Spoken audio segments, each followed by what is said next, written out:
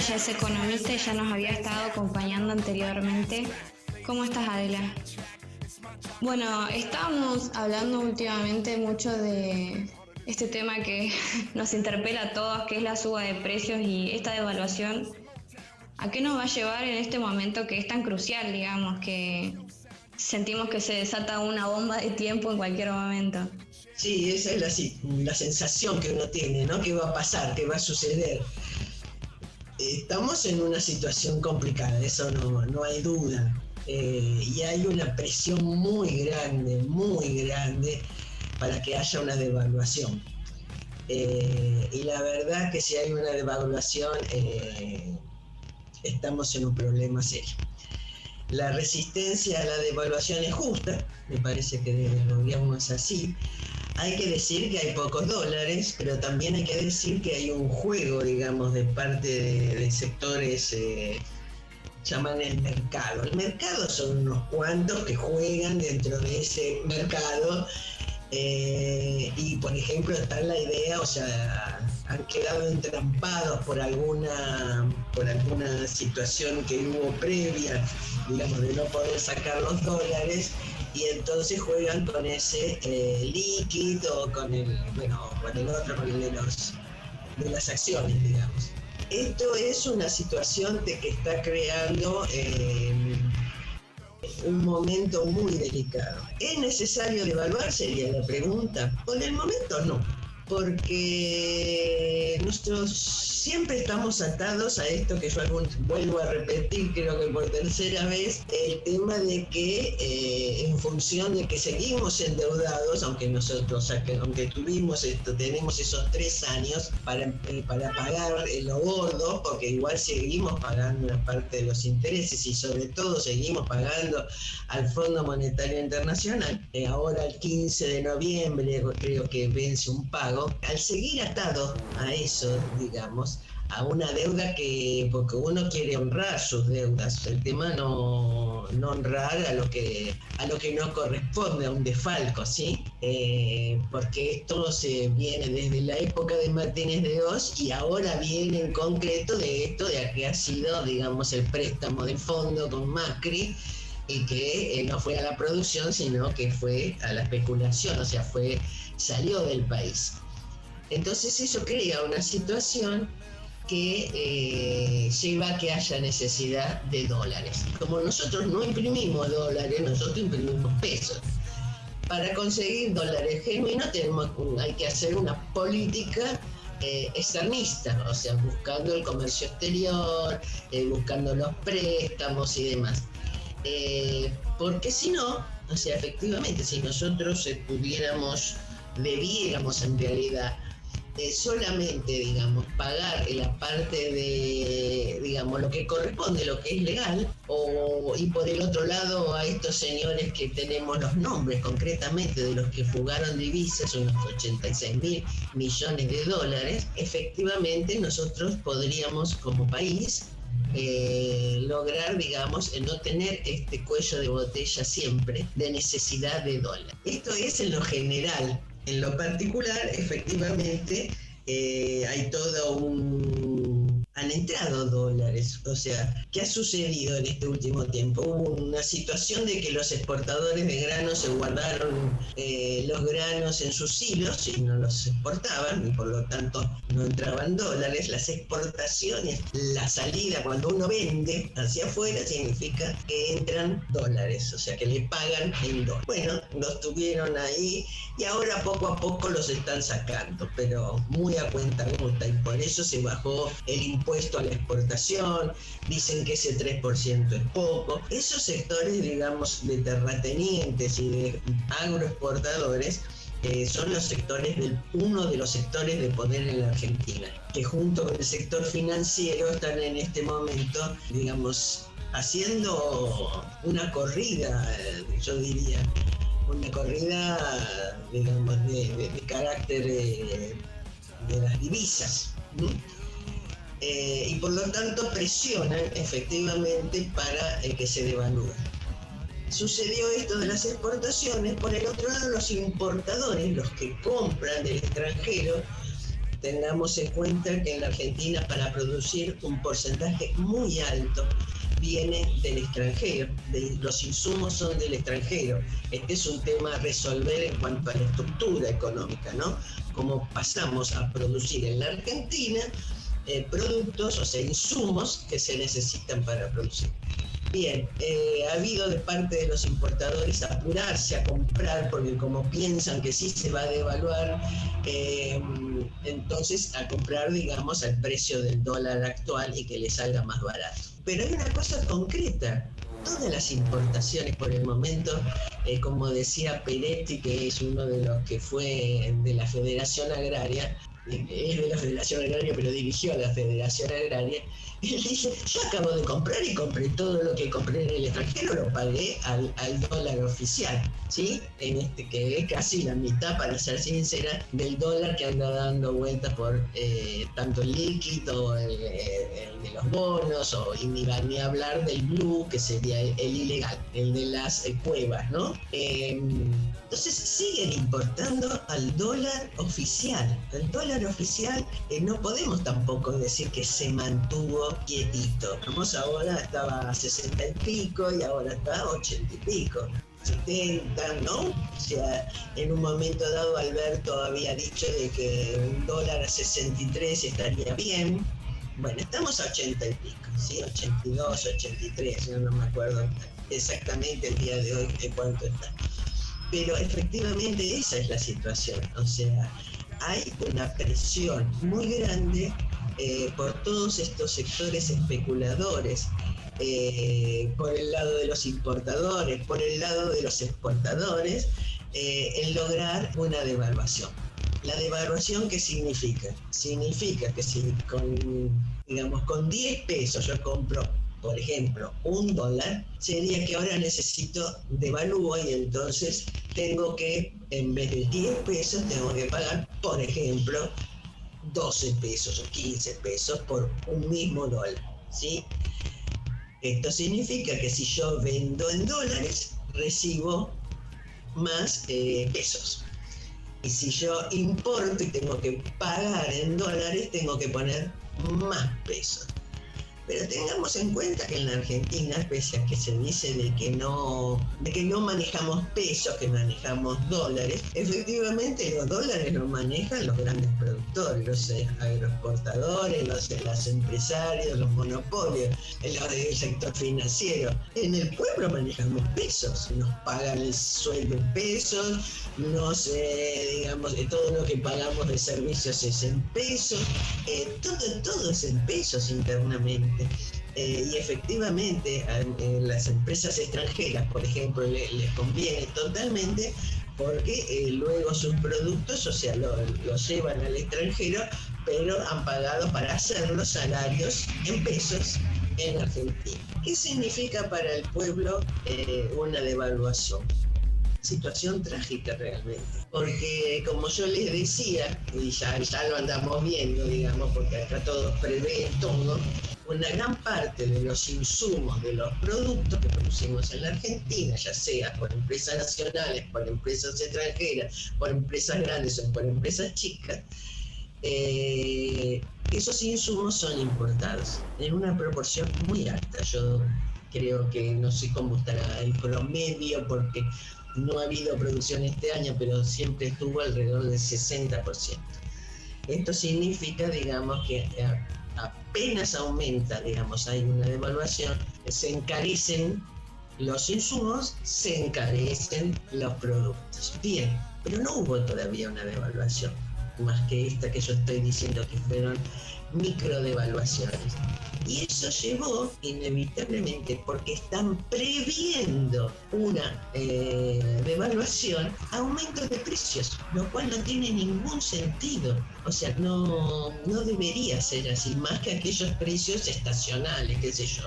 Lo del tomate tiene alguna causa en lo estacional. También tenemos que decir que ha habido grandes zonas que se quemaron, grandes zonas que se inundaron, o sea que hay un problema con los productos, básicos del campo. Pero hay productos que han aumentado sin ninguna relación más que de cubrirse. Se cubren antes de tiempo y lo terminamos pagando nosotros. Esta es la rueda que siempre sucedió en la Argentina. ¿Está haciendo algo el gobierno para esto? Algunas cosas, sí, muy, muy leves, a mi gusto muy lentas. Lo que sí que está aguantando la presión, así como ha habido, digamos, los banderazos, así como habló lo que habló, digamos, en su momento Duhalde, vamos a decir, hay un clima enrarecido en la Argentina desestabilizador, y efectivamente acá se está dando otra presión más de los sectores del poder que no dejan de azuzar todo el tiempo al gobierno. Entendamos, digamos, que tal es así que, por ejemplo, van a salir a hacer un banderazo por las tierras de la señora Echeverri. O sea, acá efectivamente hay una derecha uno cuando dice derecha son sectores oligárquicos concretos, sectores de poder, que abundan en el campo, que abundan los terratenientes y los agroexportadores, y efectivamente eso es lo que está presionando en el tema del dólar. Al lado de esto se va dando una situación de aumentos de precios. Y tengamos en cuenta que, por ejemplo, o sea, ha habido, no sé si quiero, voy al otro tema, digamos, que quería tocar en el día de hoy, el tema, digamos,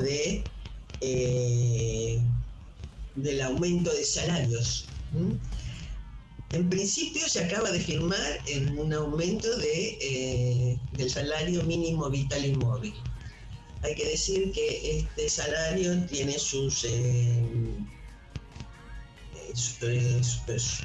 vamos a decir, actúa sobre la asignación universal de por hijo, actúa sobre el tema de algunos ingresos de planes, actúa en distintas, ingresos básicamente sociales, ¿sí? Por lo tanto, es siempre de mucha discusión. Se logró un aumento muy pequeño, ¿sí? A ver si lo tengo por acá, cuánto fue en concreto. Bueno, llega, digamos, en octubre el salario mínimo vital y móvil es de 18.900 pesos. En diciembre pasa a ser 20.587 y en marzo 21.600 pesos. Está claro que es un salario mínimo muy bajo, porque si nosotros tenemos en cuenta en concreto, digamos, cuánto es, por ejemplo, según el propio INDEC, digamos, una canasta básica total, o sea, de alimentos más servicios, según el INDEC, vuelvo a repetir, o sea, según el dato oficial, es para septiembre 47.216 pesos. Efectivamente, este salario mínimo no cubre ni la mitad. Son 47.216, teniendo en cuenta, yo les digo, una familia tipo, un hombre de 35, una mujer de 30, un niñito de 16, de 6 y una niñita de 8. O sea, una familia tipo. La Junta Interna de ARTINDEC lo eleva a 73.470, que es una canasta mínima, no es una canasta deseable, sino efectivamente hecha con los productos reales que consumimos. 73.470, dice la Junta Interna de ATE-INDEC, que son, digamos, los trabajadores que trabajan en el INDEC. El INDEC en sí mismo, como cifra, digamos, oficial, es de 47.216. Bien, esto tengamos bien claro que, por ejemplo, con los últimos aumentos que hubo en las últimas paritarias, que fueron nada más que del 33% en promedio, tengamos en cuenta que, por ejemplo, a los estatales le dieron nada más que 7%. Bueno, ese promedio de 33% da un salario promedio en blanco, de los sectores en blanco, de alrededor de 33.000 pesos. Acá lo tengo en concreto. En blanco, 39.510. O sea que no cubre la oficial, ¿sí? Estos son siempre promedios, o sea que hay muchos que ganan menos, hay otros tantos que ganan más. Y los trabajadores en negro, el promedio, según el Ministerio de Trabajo, digo, todas cifras oficiales, es de 17.100 pesos.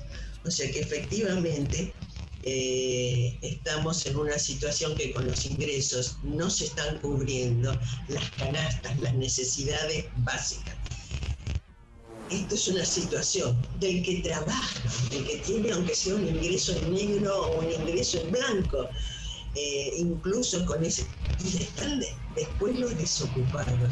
Efectivamente el gobierno ha hecho un gran trabajo con el IFE, básicamente, que ahora se está discutiendo cómo va a ser el próximo. Y la otra historia que sin ninguna duda ha habido una política extraordinaria de cubrir las necesidades, incluso se ha pagado esto de la mitad de los sueldos. Hay que decir que eso de la mitad de los sueldos también fue a empresas grandes, que no sé si creo que ahí no habría que haber puesto un peso, porque esas se vienen llenando de guita todo este tiempo. Por lo tanto, las medidas que se están tomando son tibias, son lentas, porque acá la situación está de que todavía no se ha, digamos, la ley o el impuesto a las grandes fortunas todavía no amanece. Alguno ha dicho que va a ser para el 2021 recién aprobada, veremos. Es necesario que ya se esté legislando eso, o sea, es dinero que es necesario justamente para continuar con el IFE, justamente, digamos, para esta situación de cobertura del aumento de precios que está viendo. Por el otro lado, estas medidas son tibias y son lentas, o sea, hay como una resistencia, eso hay que aceptarlo, a la devaluación, pero no sé, o sea, no me atrevería a decir por cuánto tiempo. Y por una devaluación, compañero, significaría realmente una situación mucho más trágica de la que estoy hablando. Se irían a subir los precios en forma impresionante, como siempre sucedió en la Argentina, esto es así. Pero este es un tema. También se puede resolver lo de los precios, digamos, de los bienes, que por un lado digo lo de la ley de, vamos a decir, impuesto a las grandes fortunas. Por el otro lado, 1 millón de chacras. 1 millón de chacras son lo que puede resolver dos problemáticas al mismo tiempo. Por un lado, digamos, la entrada a las grandes ciudades de productos naturales mucho más baratos, y por el otro lado da trabajo a un montón de trabajadores que están desocupados y que podrían ocupar tierras. Por el otro lado, sin ninguna duda, hay que hacer una modificación del sistema financiero. y una reforma monetaria. Y de alguna manera, vamos a decir, una sociedad, como dice el Peretti, llamémosla como querramos, que vea, digamos, cuánto se exporta de grano, porque ellos tienen, no tenemos ni impuestos nacionales, ponen lo que quieren, digamos, de cuánto exportan. No hay una marina mercante, o sea, efectivamente sobre el río Paraná, como dicen, pasan los barcos todos de banderas extranjeras. O sea que tenemos que recuperar una parte de lo nacional, o sea, de las claves económicas, lo de la millón de chacras, la situación, digamos, del sistema financiero. No puede ser que los bancos sean los que manejen los depósitos de los trabajadores, de las personas, donde depositan nuestros sueldos y demás, de los jubilados. Todo ese dinero lo manejan los bancos privados y ganan con ese dinero. Esto es una situación donde el sistema financiero no puede estar fuera del manejo absoluto en toda su dimensión del Banco Central. O sea, tiene que haber una nacionalización de los depósitos. Así como, bueno, decimos de comercio exterior, como dije recién, la situación, digamos, de una ley financiera que todavía la tenemos de Martínez de Oz. Efectivamente en la Argentina hay posibilidades, sin devaluar, de no aumentar los precios y ir logrando, digamos, con los trabajos que se han largado, el potencial, el plan Procrear, una cantidad de trabajos, pero que no todavía no se ve una reinserción laboral productiva de trabajos estables, que básicamente los dan las pymes, ¿no? Las pymes son las principales absorbedoras de mano de obra, y creo que ahí tiene que estar puesto la política, el eje de a quiénes hay que beneficiar, ¿sí? Efectivamente, la situación es delicada, no es un momento, digamos, en que tengamos tranquilidad económica, todo lo contrario, y no hay que descartar que una parte sea absolutamente a propósito, ¿sí?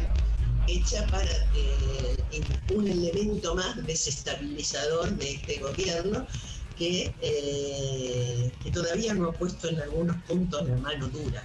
Yo creo que hay que sacarle el poder a los grandes sectores de la economía, que están concentrados, que gran parte de ellos son extranjeros, y habrá que discutir con dignidad, pero muy firme, con el Fondo Monetario Internacional, de que hay una parte del capital que le debemos, que no le debemos, que eso se ha ido y que lo tienen que pagar quienes fugaron el dinero.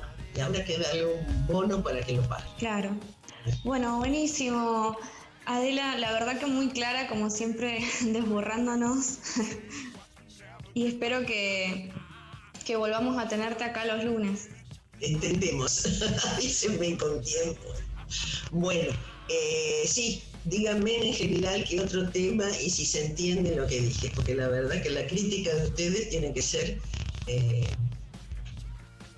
digamos, de verdad.